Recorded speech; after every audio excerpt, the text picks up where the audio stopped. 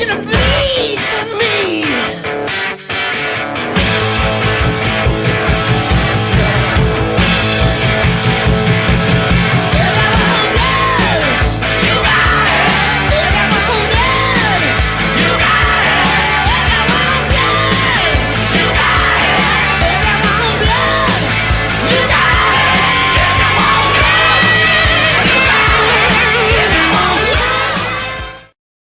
Happy Thursday, Flyers fans. That's right. It's another edition of Shoot, another Flyers show, episode number 19. Here for you, Christopher Babos with Philly Sports Network, as we bring you yet another show here for you as the Philadelphia Flyers and their season is in full tank after a disastrous homestand. That's right, the Philadelphia Flyers with a 1-7 homestand, 1-6 homestand on a 7-game stay at the Wells Fargo Center. So it was definitely not exactly what the Flyers were looking for heading into that trip, but it could perhaps be one of the more important aspects of this season for Philadelphia as they find their way into the end of the season. You know, a season that started with a lot of promise in Philadelphia with the arrival of Matvei Michkov, with a lot of questions on what exactly things would look like in net with Sam Ersson and Ivan Fedotov, Alexei Kolosov coming over late. So with all of that being said, the Philadelphia Flyers really have some work to do this offseason, but they have a lot of opportunity this offseason, which we can discuss in a minute. Once again, I'm Christopher Babos here with you from Philly Sports Network, a hybrid lead writer covering basically everything in Philadelphia sports for our lovely publication. And we have the Philadelphia Phillies coming in about a week, getting their season underway in Washington. So I'm definitely getting excited to jump aboard that train this season. Fantastic season in the regular season last season.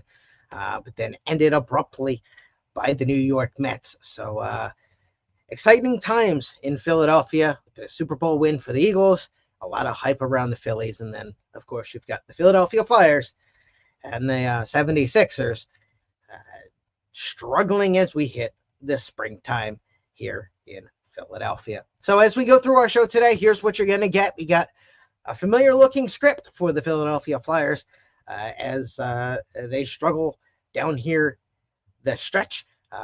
Is there some four nations fallout, some burnout for some of the players, for the Flyers that attended that replacement for the NHL All-Star game? And then taking a look at the remaining 13 games. That's right, only 13 games left to go in the Flyers season this year.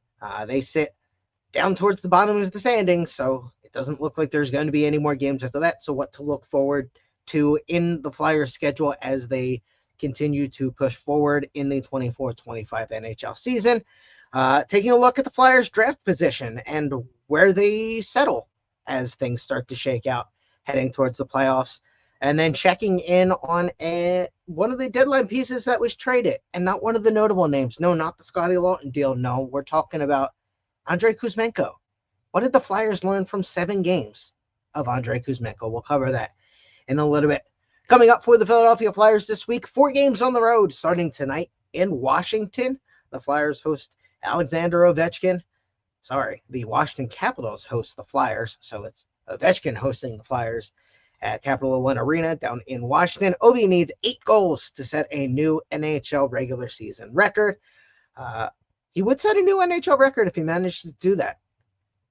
Joe Malone, the Toronto St. Pats, well remembered, January 31st, 1920. That's right. Joe Malone scored 7 goals in a game for Toronto back in 1970. Almost more impressively, Malone scored 6 more goals in a single game against Ottawa 2 months later. Unbelievable. Joe Malone, 13 goals in a span of 2 games over a pair of seasons over one season in 1920. So pretty impressive stuff. If Ovi is able to set a brand new record tonight, I don't think it's going to happen. And we'll get to that in the predictions. I do think that he manages to get a goal tonight against the Flyers. but I don't think that's it. We'll touch on that in a little bit. Later on this week, the Flyers travel to Dallas, Chicago, and then a trip up north to battle the Toronto Maple Leafs to round out 4 straight games on the road before the Flyers head back home. Weekly highlight, I already like to let you know what's going on in the world of hockey, and that's Alex Ovechkin scoring goal 887 in San Jose last Saturday. As I mentioned, he needs 8 goals in the 15 remaining games for Washington to set a new NHL single season record. So let's get into it. When you clicked this stream here, you clicked on the graphic that said what went wrong. Are the Flyers doomed to repeat last season? And man, it is eerily similar to the end of last season for the Philadelphia Flyers. Through the final 46 games of the season, from January 1st through the end of the season last year, Philadelphia had a 19-21-6 record. They were 6-7-1 in January, 6-3-1 in February, 5-7-3 in March, and 2-4-1 in April. Now, there were a ton of reasons for that. The Carter Hart situation, which we don't need to get into. The team was tired. They were playing above expectation. And almost more importantly, in my opinion, you had a lot of young Flyers players learning the NHL schedule. It's a rigorous schedule when you're not used to playing that many games. Matvei Michkov is finding that out this year. And last season, you take a look at the ages. Jamie Drysdale was 21. Bobby Brink, Tyson Forrester with 22. Igor Zamula, Cam York, only 23. Sam Urson was 24. Owen Tippett was 25. Granted, Urson, Tippett, starting to get a little bit older, and that excuse goes away a little bit, but a lot of those players are still learning to play the game at the NHL level, and it definitely takes some differences in the way you prepare and the way you train, and it's something that, I just mentioned that Michkov's finding out this year. It's very difficult to do to sustain that level of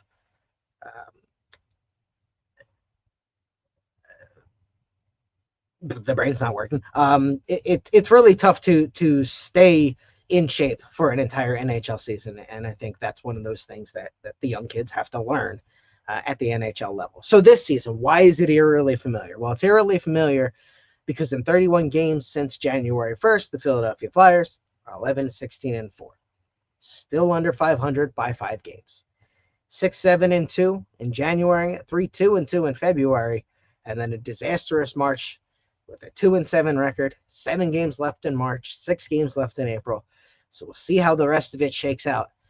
But are the Philadelphia Flyers doomed to repeat the end of last season once again? And if it appears like the fans will have to go through that again, unfortunately.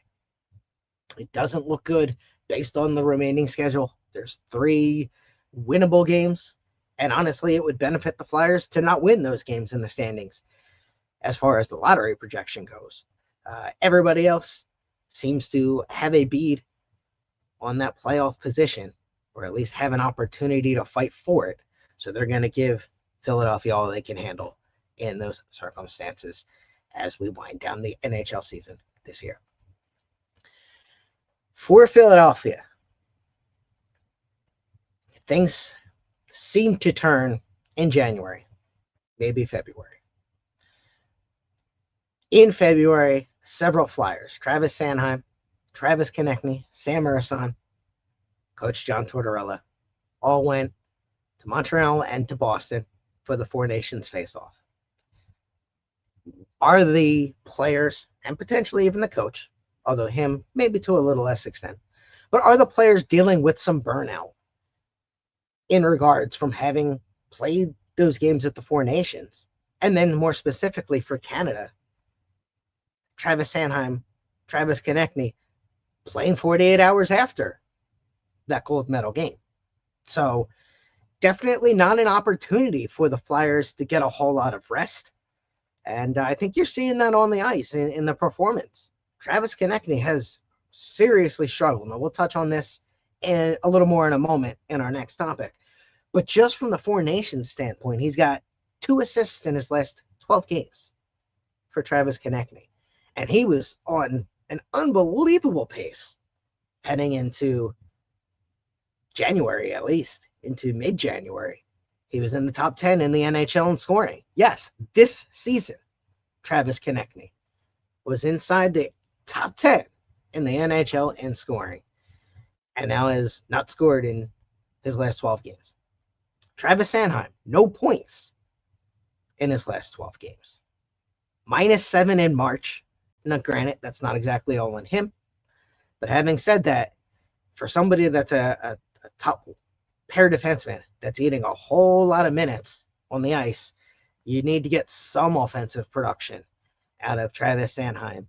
And it's the reason why the Flyers have sputtered, or one of the reasons, rather, why the Flyers have sputtered heading into March here with that 2-7 record. Sam Ersson played absolutely fantastic for Sweden, picked up a big win in his career against the United States, even with a shorthanded team. He came back. He's looked tired, at least to my eyes. 3-3-1, 4 goals against average, 84% save percentage, 85% if you round it up. That's not good enough. Very similar to what the Flyers experienced last year with Ersson, and it's definitely got to give the Flyers management some pause on whether or not Sam Ersson is going to be able to be that guy to take that number one Flyers starting goaltending job moving forward. At the end of February, Ersson was 2-0-1 with a 2.97 goals against average. He played great against Edmonton and Pittsburgh, and then he's allowed at least 3 goals in his last 6 games. So for Ersson, you need a little better than that, and especially at a critical time in March. A 1-3-0 record, a 4.49 goals against average, at an 83% save percentage is not going to get it done. And I think it's a very similar situation as the last year. Sam Ersson is tired. Sam Ersson played a ton of games, and it's a workload that I don't think he was prepared for, and unfortunately, not to his own discredit, it's a lot of NHL games to play. And he was forced into some situations with the Flyers goalies struggling early, with Fedotov and with Kolosov. The Flyers having to figure that situation out early. So for Philadelphia, it was an unfortunate circumstance that saw Ersson go to the Four Nations face-off. I think if they had their druthers, they would not have sent him. However, it was an awesome experience for his career. He told us that himself. And, we'll see what it does as he continues to learn and grow his NHL game. And then finally for the Flyers, Coach John Tortorella, 10-14-1 in 25 games since the Four Nations face-off. So sub 500 record, similar to what it was at this time last year. And for a rebuilding team, it's understandable. For a team that took a lot of guys off of the active roster, the Flyers have traded 5 roster players this season. Having said that, the Flyers were hoping to push for the playoffs, similar to the way last year ended, and it certainly doesn't seem to be the case here on March the 20th.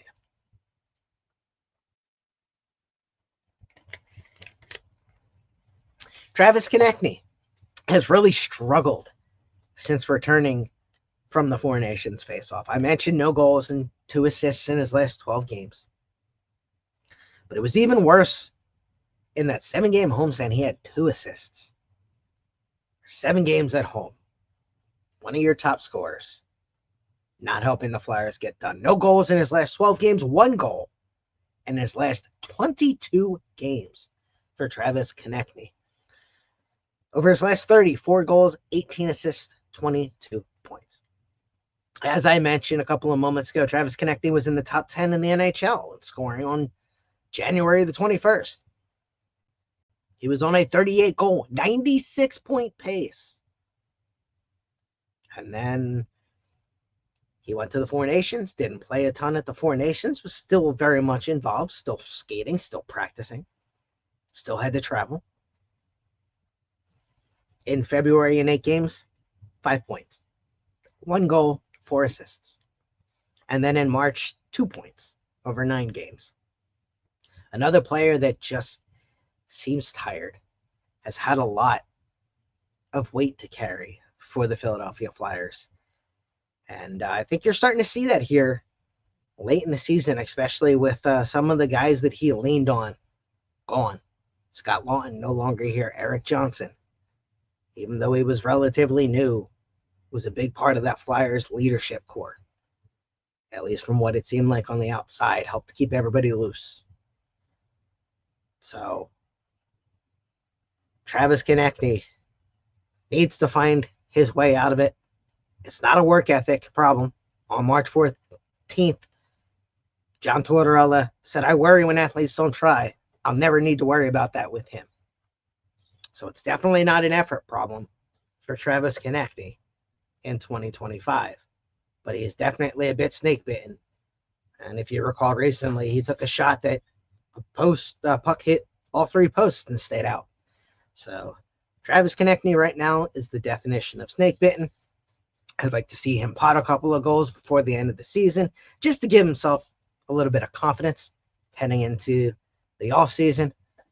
But it's definitely been a rough couple of months for Travis Konechny as his scoring has fallen off here in Philadelphia.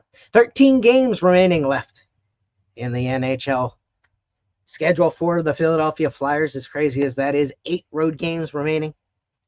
5 games left at the Wells Fargo Center.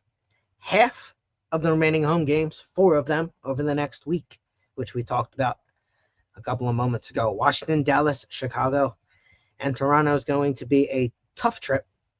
The Philadelphia Flyers have a winnable game basically in Chicago tonight against Washington, one of the best teams in the East. Dallas, one of the best teams in the West. Toronto, one of the best teams in the East. Go figure.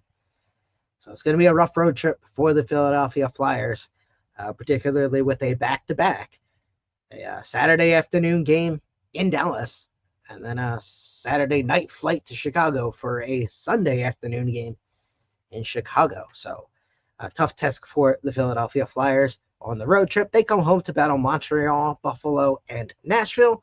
A couple of winnable home games for the fans at Wells Fargo Center, but once again, it would behoove the Flyers not to win those games against those teams that are below them in the standings to position themselves for the best lottery opportunity in those ping pong balls later on this spring. Rounding out the schedule, Flyers travel to Montreal, travel to New York, travel to Ottawa and Buffalo. They'll also host Columbus and the New York Islanders. So 13 games left on the year. The Philadelphia Flyers probably going to struggle to find some wins as they finish off the 2024-25 season. Give us a call or give us a subscription, a like, a comment on our YouTube channel here, Philly Sports Network, as we bring you all kinds of great content. Eagles, Phillies, Union, Flyers, Sixers, you name it. We've got a show to have it covered for you, and more along the way. Definitely always in the planning stages, trying to figure out the awesome content that we can bring you here at Philly Sports Network. So give us some love, and if you have a question or comment for the show, go ahead and leave it for us, and we can go ahead and cover that for you next time here on Shooting Another Flyers show. So as the Flyers tumble in the standings, their draft positioning tends to improve. So while it's not the most fun to watch as the Flyers look to be missing the postseason for yet another season, things are getting progressively brighter in the NHL lottery situation. Flyers currently projected to be picking near the 4th or 5th spot. There's an opportunity to still pick 3rd, and we can touch on that in a second. But San Jose, Chicago, battling for the 1-2 spots. San Jose 45 points, Chicago 49. Nashville and Buffalo fighting it out for the next worst. Nashville 58, Buffalo 60. And then you've got Seattle, Philly, Anaheim, and Pittsburgh all sitting between 63 and 66 points. So it's going to be an interesting finish to the NHL schedule and to see who can pick up those points and where the Flyers finish. You know, there's a big difference between picking 4th, between picking 6th, and between picking 7th. So the better the Flyers can position themselves to potentially get a top 3 draft pick, or, you know, the hockey gods allow it, a number 1 overall pick, then, it'll behoove the Flyers to not get victories in those games against the teams below them in the standings. Alex Appleyard over with, I believe, PHLY Philly. Great tweet out on March the 17th. Flyers are 6-13-2 over their last 21 games. If they have a similar record, 4-8-1 over their final 13, it would put them at 73 points in the standings. The percentage breaks out to that being about 60% to land the 4th pick, 30% to land the 3rd pick, and a 10% to land the 5th pick as far as lottery odds go. So something to keep in mind for the Philadelphia Flyers, as those lottery balls can definitely impact what Danny Briere and his front office team decides to do later on this off season. Looking at the Flyers picks in the upcoming draft, they have 8 selections. That's right, 8 selections in the top 3 rounds. 3 first-round picks, their own, Edmonton's and Colorado's. 4 second-round picks, Philly, Anaheim, Calgary, and Columbus. And then Philly also has their own 3rd-round pick.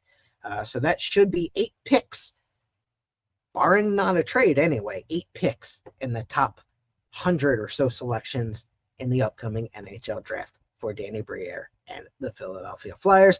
And then, of course, they've got their 2026 first-round pick, their 2027 first-round pick, and now Toronto's potential 2027 pick from the Scott Laughton trade at the NHL trade deadline. So the Flyers have built things pretty well heading towards that NHL draft once the season concludes and the playoffs wrap up this season. If the Flyers find themselves in that top 5 draft position, who are some of the options to look at? Everybody knows Philadelphia needs to find an answer to that center position. They wouldn't have traded Morgan Frost if they did, because had he been the answer, he'd still be here in Philadelphia. Shout out to Justin Gianpetro, one of the guys I work with over at the Hockey Writers, covers a lot of great content in the NHL, wrote an awesome article about 5 players the Philadelphia Flyers can target if they do land high in that draft. We'll run through just a couple of pieces really quick. James Hagen's a 5'10", highly skilled center. Has got good vision, good IQ. Plays with Boston College in the NCAA. Would definitely fit that kind of player that the Flyers would be looking to put alongside Matvei Michkov. Anton Frundell plays in Sweden. Another high IQ all-around type of game. He has 25 points playing as an underager in the Hockey Allsvenskan. I probably butchered that, but we went for it anyway. 25 points in Sweden's Major League, which sits second all time between 2 notable NHLers. Vancouver Canucks' Elias Pettersson, who averaged 0.95 points per game in the league as a teenager, and then Toronto's Willie Nylander, who averaged 0.77 points per game in Sweden before being drafted. Anton Frundell averaging 0.86 points per game currently in Sweden's top hockey league. Jake O'Brien out of the Ontario Hockey League for the Brantford Bulldogs has 96 points in the OHL, 32 goals, 64 points in 64 games. He's a deceptive playmaker with a high IQ. Again, you're going to see that popping up, and that's something that I think the Flyers learned recently. We'll touch on that in a moment. Another player that the Flyers could keep their eye on, Roger McQueen out of the Western Hockey League. Brandon Wheat Kings, 6'5" center, 192 pounds, has a big frame, has 18 points in 14 games as he's been hurt this year. And honestly, it would just be awesome to see a bunch of McQueen jerseys walking around the Wells Fargo Center. That's right. I don't know what number he would have if he'd keep what he has in juniors, but the thought of having Roger McQueen jerseys walk around the Wells Fargo Center brings a smile to my face. And finally, the last player on the list, Caleb Desnoyers from the Quebec Major Junior Hockey League, the Moncton Wildcats. Flyers drafted his brother Elliot in the 5th round of the 2020 draft. Well, Caleb has a chance to go in the top 5. He's tied for 3rd in the Quebec Major Junior Leagues, 84 points in 56 games, 35 goals, and 94 assists. He's the best prospect out of that league since Alexis Lafreniere went 1-1 to New York Rangers in the 2020 draft. That was the draft that landed Tyson Forrester to the Philadelphia Flyers with the 23rd overall pick. As I mentioned, with all of those players, the Philadelphia Flyers need to add skill. They need to add high hockey IQ. Let's try that again. The Philadelphia Flyers need to add skill, and they need to add high hockey IQ in this draft. They have a ton of picks in the first 3 rounds, and those typically are going to be where you find the most high-level IQ players. And it's something that the Philadelphia Flyers learned, whether or not they intended to, through the Andrei Kuzmenko trade. That's right. Andrei Kuzmenko spent 7 games as a Philadelphia Flyer.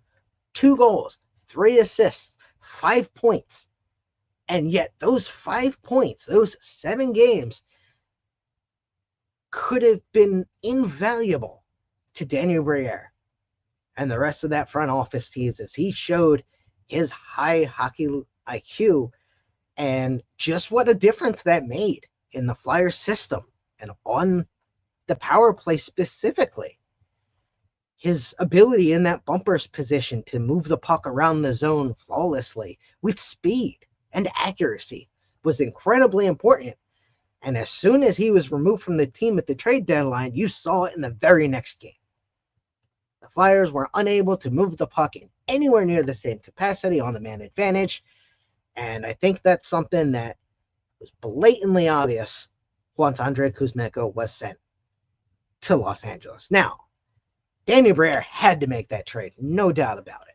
There was absolutely no reason to keep Kuzmenko here despite his limited success, the 5 points over the 7 games. Briere got a 2027 third-round draft pick for retaining $2.5 million in salary. That's a good deal as far as I'm concerned. Andrei Kuzmenko was going to be a free agent at the end of the year. Gets a chance in the Western Conference with the LA Kings, and we'll get to see what he can do in the playoffs. In a world where he's willing to accept less money and his next NHL contract doesn't sit up near $5 million, I could definitely see an opportunity for Andrei Kuzmenko to find his way back to Philadelphia if he enjoyed his time here. He has 0 points in 6 games for LA since that NHL trade deadline deal. So keep that in mind, that he got traded to Philadelphia, found some success really quickly, and then was moved along again. So I could see an opportunity for Andrei Kuzmenko to reevaluate things this offseason and consider returning to Philadelphia if that opportunity is there for him. It really will depend how the Flyers lineup is structured going into next season and what happens this offseason, what Daniel Briere intends to do. If the Flyers will continue to take the losing path, so to speak, and set themselves up for who could be a generational talent next year as the number 1 pick, not the 11th pick, the number 1 overall pick in the draft in Gavin McKenna. However, that's not guaranteed. So there will be some decisions for the Philadelphia Flyers to make this offseason. They have a lot of dead cap that will expire following next season. So Daniel Briere could also wait for that to come off the cap before he decides to make additions. So it'd be interesting to see what the Flyers do heading into that situation this offseason. One of my favorite segments, Gritty Questions and Answers. That's right, community questions, sourced usually from the internet. This one came via email from Sarah. Sarah checked in. Chris, what do you think the Flyers' record's going to be to finish out the season? Well, Sarah, I don't think it's going to be very good. I think the Flyers are going to be lucky to get 3 wins in those games. So let's go ahead and say 2-11 for the Philadelphia Flyers over the last 13 games. The winnable games I see are Chicago, Buffalo, and Nashville. Let's go ahead and say they win against Buffalo. And we'll give them Nashville as well.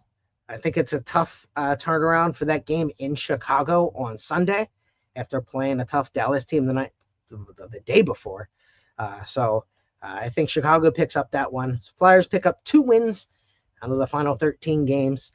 Everyone else is in the playoff hunt, as we detailed earlier. So a couple tough matchups to go. Toronto in a dogfight in that Atlantic Division. Montreal battling in the wild card.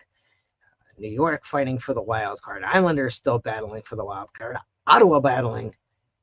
And then, of course, the Columbus Blue Jackets, who everybody thought were just going to mail it in this season, still fighting for a playoff position. Finally, let's get into our final topic here. Upcoming predictions for the week in Philadelphia Flyers hockey. The Flyers tonight in Washington to play the Capitals. The Capitals 44-15-8 this season, 6-4 over their last 10. They sit in the top spot in the Metro Division. I think Ovechkin gets 2 goals in his quest for the Great A's chase tonight. So it goes 888 and 889. I think Michkov gets fired up once again to play one of the biggest athletes in Russian hockey, as he did coming out of that Four Nations face-off break. So I think Michkov gets a goal and an assist, but ultimately a disappointing night for Philadelphia, a 6-4 loss in Washington. On Saturday, the Flyers travel to Dallas against one of the best teams in the Western Conference, 42-21-3. The Dallas Stars 6-3-1 over their last 10. They sit second in the Central, an afternoon contest, which we all know the Flyers always play well in. And the Flyers, once again, lose a tough contest against a really good team. They keep it close. I think it's a 3-1 loss for the Flyers. Owen Tippett scores Philadelphia's goal in the defeat. The next night, the Philadelphia Flyers the afternoon, the Flyers will travel to Chicago, 20-38-9 to battle Bedard. And the Blackhawks, 3-5-2 over their last 10. I think the Flyers will get this one to overtime and prevail with a 4-3 overtime win. Matvei Michkov picks up 2 points in the contest. And then finally, the Flyers finish out the road trip next Tuesday in Toronto against Scott Laughton and the Maple Leafs, 40-24-3, 5-4-1 in their last 10.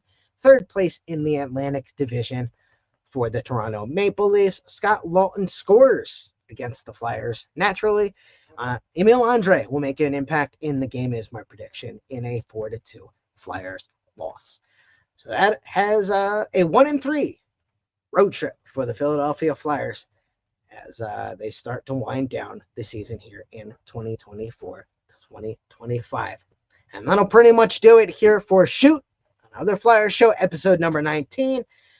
We rolled through why the script was familiar last year and this season, and why the Flyers appear to be doomed, so to speak, to suffer the same fate over the next 13 games. However, I don't necessarily see that as a bad thing. I think it positions Philadelphia well to try to craft their rebuild and improve upon things heading into the offseason and into next season. We touched on Travis Konechny's struggles following the Four Nations face-off and took a look at the remaining 13 games on the schedule as he tries to get himself right heading into the 2025 offseason. Looked at the Flyers draft positioning, and one of the things the Flyers can target with high hockey IQ that they learned from the Andrei Kuzmenko trade experiment before sending him off to LA at the trade deadline. And then finally, we checked in with Sarah and how the Philadelphia Flyers will finish over those final 13 games. Once again, thanks for sticking with us here. I'm Chris Babos with Philly Sports Network. Give us a like, comment, subscription on the YouTube page, and we'll be coming at you soon with another episode of Shoot, another Flyer show. I hope you all have a wonderful night. Enjoy the hockey, and let's all hope that Alexander Ovechkin doesn't score 8 goals tonight against Philadelphia. Have a great evening, everyone. I want you to bleed for me.